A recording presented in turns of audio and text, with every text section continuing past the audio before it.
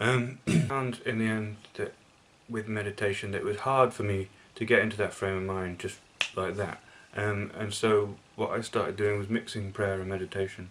So I would sort of pray first and then meditate, because praying can allow you to look at all the things that are troubling you in your life and just, you know, reflect upon them a bit, you know, just to express what you're feeling, and so you can put that to one side and then you can go into that state of peace.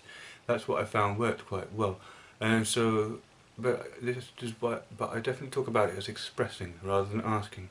I would never at that stage of my spiritual development, and I still hold to this to a certain extent, ask for things.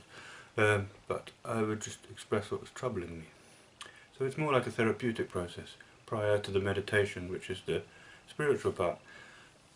Another thing I could raise here about the meditative process I evolved is mantras, because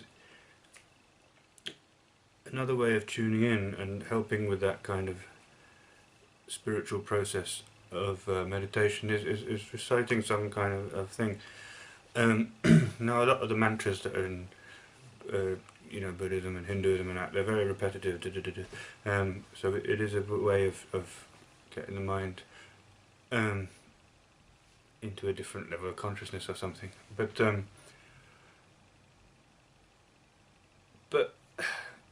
I did something which I suppose was different to that in the end, which was, I'd say, a thing that I said, which helped me get perspective, really. Helped me tune into the overall picture instead of just my own small perspective.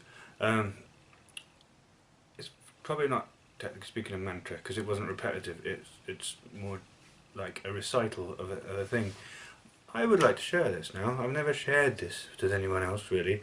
I've always kept it to myself as part of my own private, personal, spiritual process, but I'm going to share it, the thing that I say, because I still do this.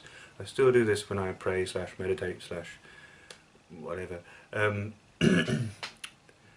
say this little thing. Now, I used to do this between the praying, expressing part and the meditation part, so it would lead from one to the other.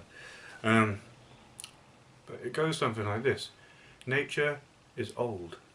Nature is vast. Nature is wild and mysterious. Yet, from nature we come, you know, evolutionarily. And to nature we one day return, in death. I didn't say those bits. I'll do it again as I say it. Nature is old. Nature is vast. Nature is wild and mysterious. Yet from nature we come, and to nature we one day return. And all things are connected. Our lives connect with one another. Our lives connect with the animals and plants that we depend upon and compete with. And those animals and plants are connected in ecosystems. And the ecosystems interact with one another and with the weather systems of the planet. And our planet is gravitationally connected to the sun, as are all the other planets in the solar system. And our sun is gravitationally connected to all the other stars in the galaxy. And our galaxy is connected to all the other galaxies, if by nothing else than by common origin.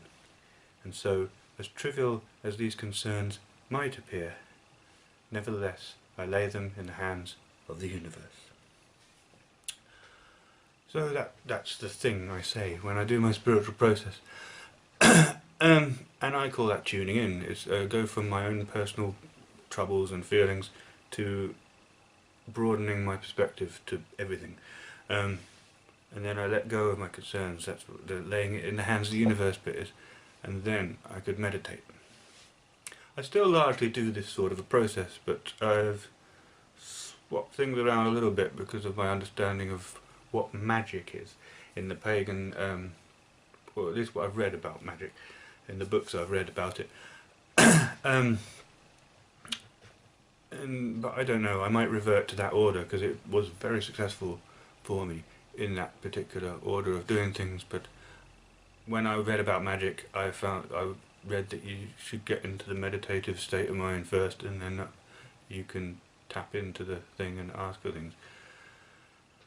And then you need to let go and let the universe do what it does. So I swapped things around a bit and did the meditating, then the praying, then the thing that I say, which is part of the letting go, I suppose.